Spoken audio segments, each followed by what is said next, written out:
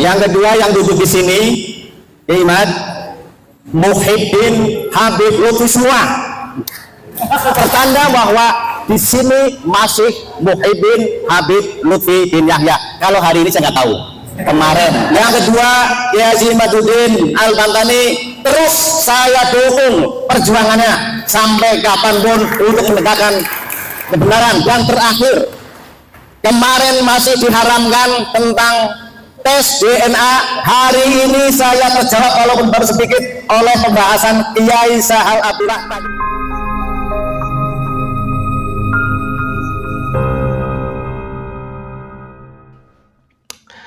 Assalamualaikum warahmatullahi wabarakatuh. Alhamdulillahirabbil alamin.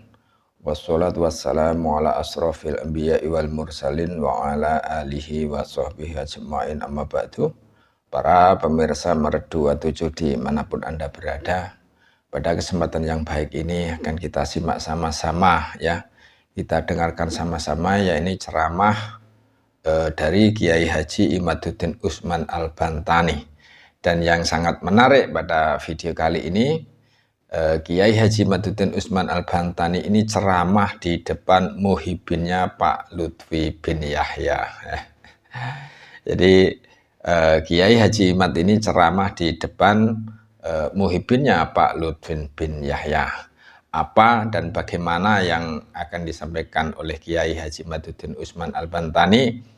Langsung saja kita simak videonya berikut. Hari ini saya lega sekali. Setelah puluhan tahun saya menunggu bahwa Habib Rizik bersama Abdurrahman Wahid berbeda. Dan hari ini saya lega, saya mendukung Abdurrahman Wahid. Ternyata Habib Rizik hilang. Yang kedua yang duduk di sini, Imad Muhyiddin Habib Lutfi semua. Nanti dulu jangan dijawab. Sampai bukti di Masjid Balai Raksa ingin kedatangan Habib Lutfi, tidak sampai batunya dibawa ke Palongan, ditandatangani, tanda tangannya masih ada di Masjid Balai Raksa. Itu pertanda bahwa di sini masih Muhyiddin Habib Lutfi bin Yahya. Kalau hari ini saya nggak tahu. Kemarin. Yang ketiga, saya biar cepat 2 menit kan? Ya. Yang ketiga, saya sepakat dengan pertanyaan bagaimana dengan kalau saya tidak mengatakan PBNU, saya akan mengatakan dengan Kiai Miftahul Akhyar. 1. Yang kedua dengan pondok pesantren yang ada di Sidogiri. Yang ketiga dengan pondok pesantren yang ada di Jawa Timur, Kediri. Dan bagaimana menyikapi seorang kiai dan anak buahnya yang umatnya ribuan juga masih tetap tidak ke Kiai Imad, juga tidak Kiai Habib. Bahkan Habib itu bernaung di situ, yaitu dan saya salah satunya adalah Muhyiddin Mbah Maimun Zubair. Maka saya sudah menentukan sikap, saya mendukung Kiai Imad. Mbah Maimun Zubair beserta kiai-kiai di bawahnya belum ada yang memberikan sikap tegas. Itu yang di tengah-tengah. Kemudian ada di Kediri, ada yang di pelosok itu. Kemudian di Sidogiri, bagaimana sikap kita ditambah dengan Kiai Miftahul Akhyar.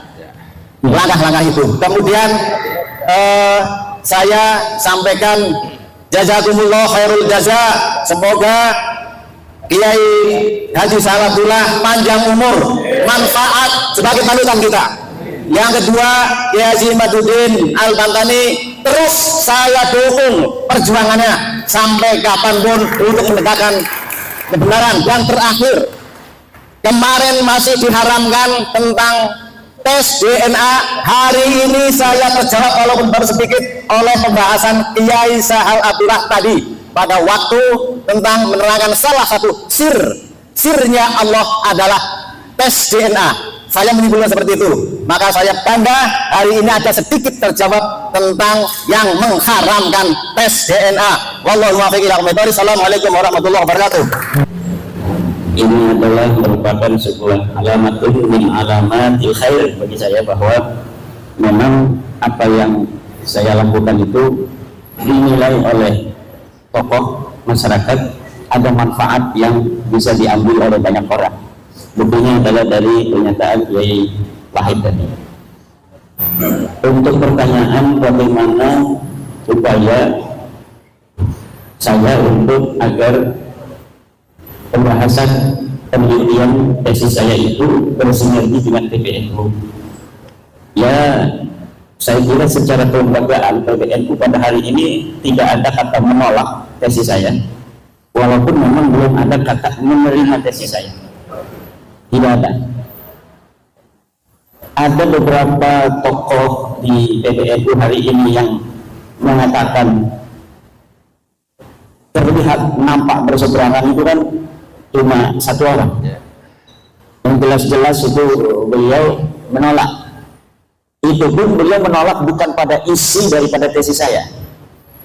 Yang beliau tolak itu adalah karena menurut beliau saya kelihatannya maksa orang untuk mengikuti saya bahwa Ba'lawi ini bukan turunan Nabi. Gus Bahrul itu mengatakan bahwa dia bukan menolak isinya, tapi menolak saya kelihatannya memaksa orang untuk percaya bahwa Ba'lawi itu bukan turunan Nabi. Yang dia inginkan katanya kalau sudah buat tesis membatalkan, ya udah, orang mau percaya mau tidak itu biasa perbedaan pendapat. Nah itu di situ. Padahal memang saya ketika mengatakan bahwa Ba'lawi ini bukan keturunan Nabi, tidak ada memaksa orang. Misalnya, ya Wahid, kalau nggak percaya awas, ya ada itu. Adapun ketika terjadi sebuah dinamika dalam forum diskusi, yaitu adalah penguatan dan pendalaman dari materi yang sedang dibahas. Misal, ketika terjadi, saya mengatakan hakul yakin bahwa para Ba'lawi Habib ini bukan turunan Nabi. Itu adalah dinamika dalam sebuah forum, baik dalam sebuah debat, diskusi maupun dalam ceramah. Untuk apa? Agar orang-orang mengetahui kadar keyakinan kita terhadap apa yang kita teliti. Karena orang, terutama orang awam-awam, itu tidak bisa meneliti seperti para kiai. Kiai kan bisa baca kitab. Ketika saya mengirimkan kitab, dia bisa verifikasi kitabnya. Benar nggak apa yang saya sampaikan? Saya sebutkan ini ke dalam kitab anu, dia bisa pelajari. Oh benar. Dalam kitab anu, oh benar. Oh dalam kitab anu, oh benar. Tapi untuk masyarakat awam yang lain cukup dengan kata-kata bahwa saya bertanggung jawab dunia dan akhirat bahwa Ba'lawi ini bukan cucu Nabi. Jadi ada apa namanya itu perbedaan di dalam tekanan dalam bagaimana kita memberikan sebuah keyakinan kepada apa audien bahwa apa yang kita teliti ini berdasarkan daripada keyakinan secara ilmiah yang saya yakini. Gitu. Jadi itu di PBNU. Bahkan saya apa namanya itu kan di PBNU masih teman-teman di LBM itu banyak yang mendukung. Bahkan ada yang mengatakan hampir 98% mereka semua mendukung. Dari bahwa memang harus ada verifikasi bagi setiap saja orang yang mengaku keturunan Nabi, dan bahwa tes DNA itu presisi di dalam menentukan dia keturunan dari laki seseorang di masa lalu atau bukan.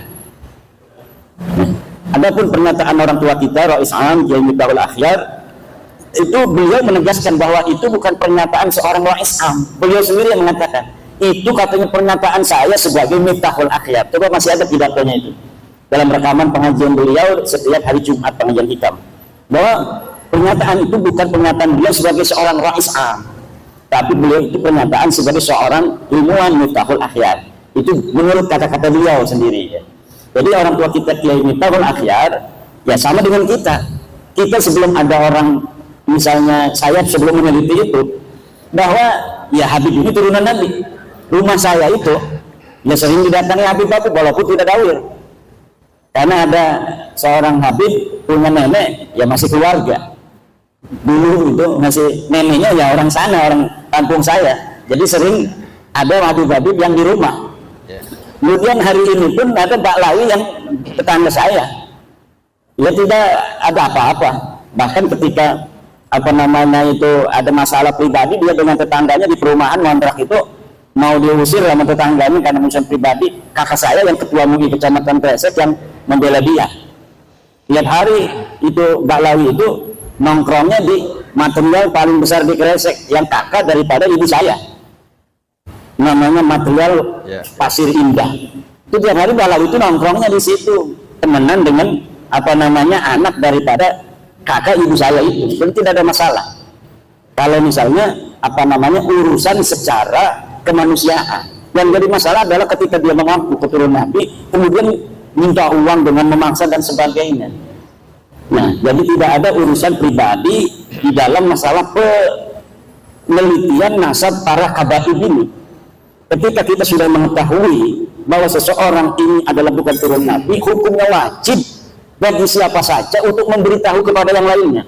Hanya itu saja beban saya untuk mau pergi lama-lama ini beberapa hari meninggalkan santri saya, karena sebuah kewajiban ketika kita telah memberikan sebuah kesimpulan dan kita juga setelah meyakini seyakin-yakinnya mereka bukan turun Nabi, kemudian banyak saudara-saudara kita terutama kiai-kiai di kampung-kampung yang mendapat mudarat dari pengakuan mereka itu, karena kita semua pengen mendapatkan syafaat dari baginda Nabi kan, akhirnya dimanfaatkan oleh oknum-oknum ini untuk kepentingan mereka dengan pengakuan mereka.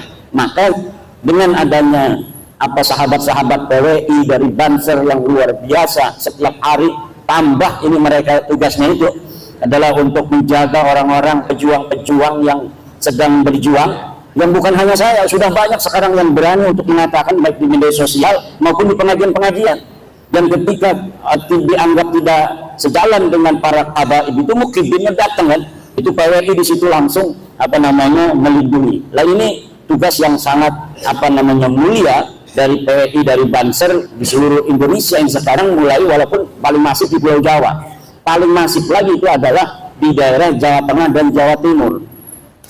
Ini paling hebat memang di Jawa Tengah ini, Solo Raya dan Banyumas Raya ini, Purbalingga, Banyumas ini luar biasa. Jadi prototipe daripada perjuangan kita hari ini. Kalau dulu perjuangannya langsung dengan perjuangan senjata, sekarang perjuangannya dengan perjuangan pemikiran, termasuk Laisa hal ini.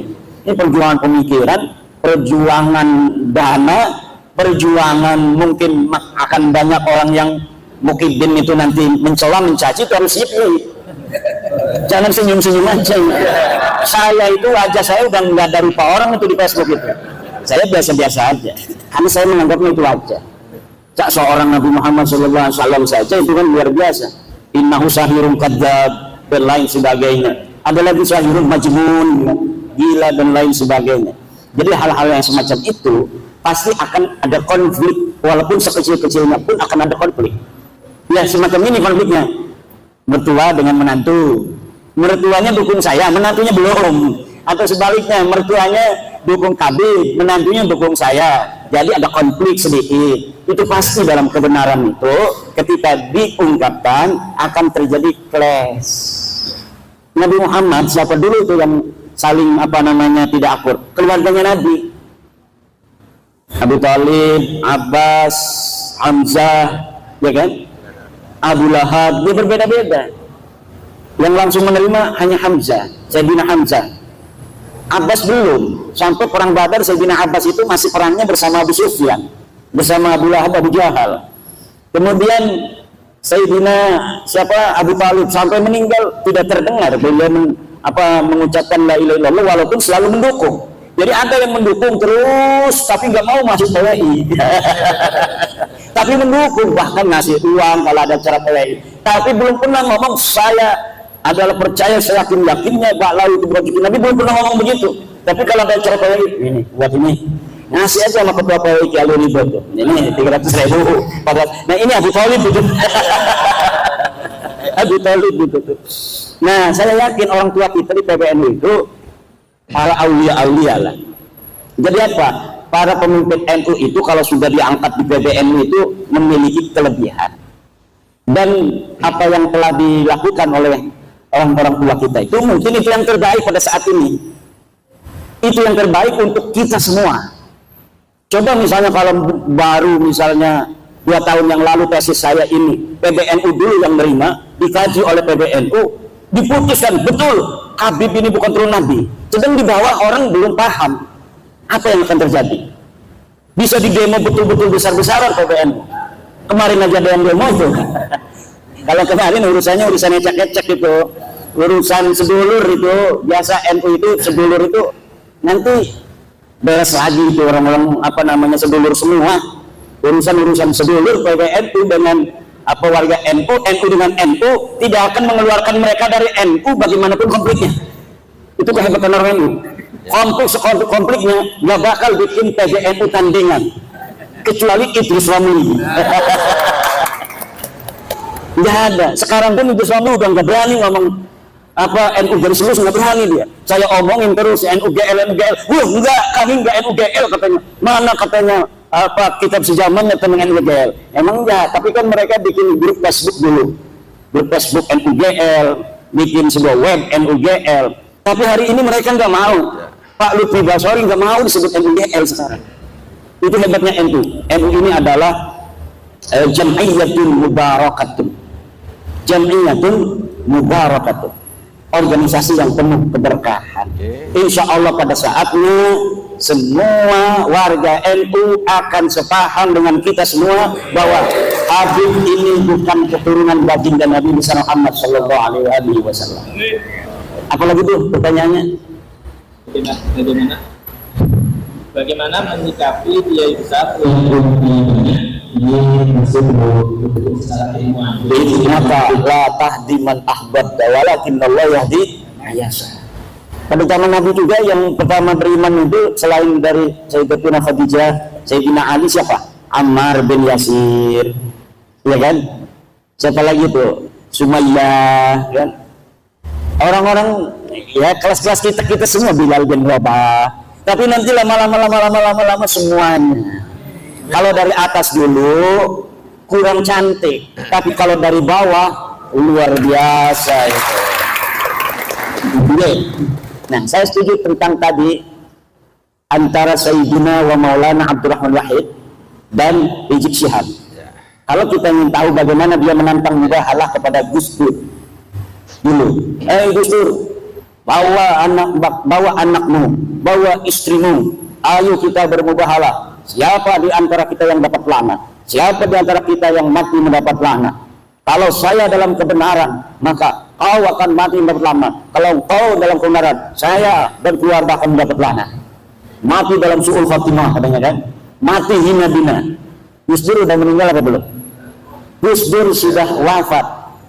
Dan dunia menyaksikan Gus Dur wafat dalam keadaan mulia.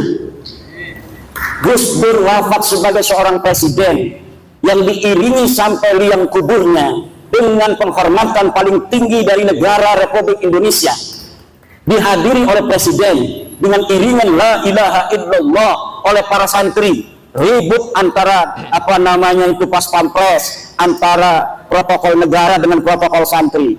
Pas pampres pengennya pakai dar, santri ya ilaha illallah, ngacak semuanya, pengen menghormati Gus Dur untuk terakhir kali. Ketika dia sudah ditanam, sudah didafnu, kemudian mulai dari dia itu dikubur, doa-doa suci dari masyarakat untuk dia sampai hari ini tidak pernah berhenti. Ini menunjukkan Gus Dur radhiyallahu anhu wafat dalam kemuliaan. Ketika hidup dia hidup dalam kebenaran, menegakkan kebenaran, dan ketika wafat dia wafat husnul khatimah, wafat dalam keadaan mulia. Sekarang tinggal musuhnya yang mubahalah itu.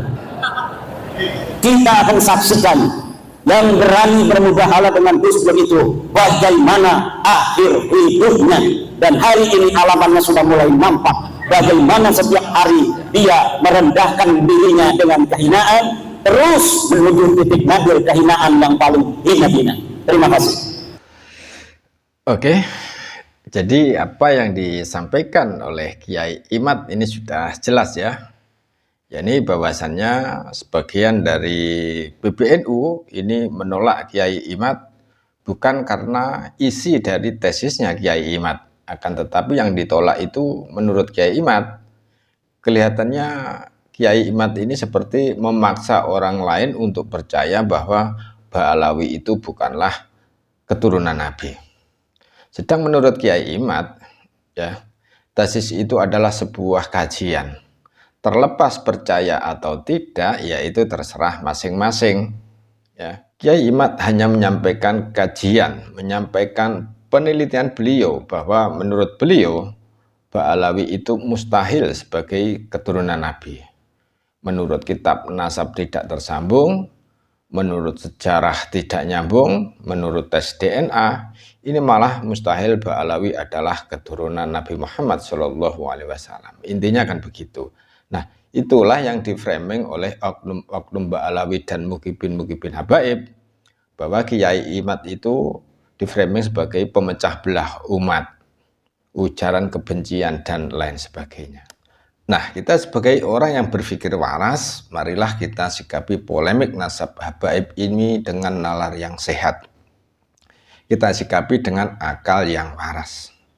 Saya kira selama ini yang malah jadi provokator itu bukan dari Kiai Imad, akan tetapi para oknum habaib dan para mukibinnya yang tidak terima nasab junjungannya mereka itu dibatalkan oleh Kiai Imad. Sekali lagi, mari kita berpikir waras dalam menanggapi polemik habaib ini. Ini adalah sebuah kajian dan bukan ajakan untuk membatalkan nasab Ba'alawi. Apalagi pemecah belah dan ujaran kebencian. Akhirul kalam, wassalamualaikum warahmatullahi wabarakatuh.